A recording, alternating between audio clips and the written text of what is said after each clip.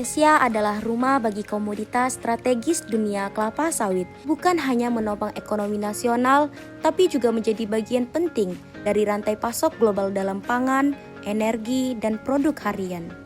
Kalian pasti udah sering dengar kata sawit kan?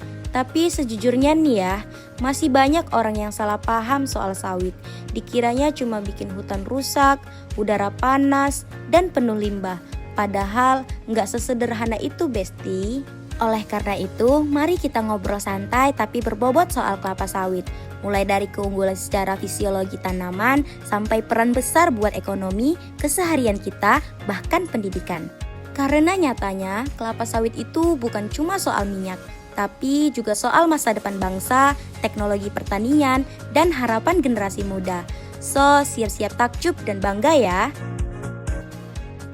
Assalamualaikum warahmatullahi wabarakatuh. Kami kelompok 1 yang beranggotakan Saya, Jonathan Sapa Jose dari Prodi Agroteknologi. Saya, Niko Sebastian Tabarat dari Prodi Agroteknologi. Saya, Ayu Sahliana Boru Tampu Bolon dari Prodi Agroteknologi. Halo, perkenalkan nama saya Najwan Satria Ramadan dari Prodi Agroteknologi. dengan saya sendiri, Dini Alistiani dari Prodi Agroteknologi, dan satu rekan kami lagi yang bernama Azkia Tunisa Boru Ginting yang sedang berhalangan hadir. Kali ini kami akan menjelaskan sedikit penjelasan tentang keunggulan tanaman kelapa sawit dari sisi fisiologi tanamannya. Happy watching! Hai Sobat Sawit, yuk kenal lebih dekat sama keunggulan hasil tanaman kelapa sawit. Gak cuma melimpah, tapi juga didukung sama fisiologi tanaman yang luar biasa loh. Yang pertama, hasil minyak yang sangat tinggi. Buah sawit mengandung 45-55% minyak dari beratnya. Yang kedua, produksi buah yang konsisten. Berkat sistem fisiologi yang stabil, sawit bisa berbuah sepanjang tahun tanpa jeda panjang antar panen. Yang ketiga, rendamen minyak tinggi namun limbah tetap minim. Hasil panen bisa dimanfaatkan maksimal. Selain minyak, limbahnya seperti pelepah dan tandan kosong juga bisa diolah jadi kompos atau energi loh.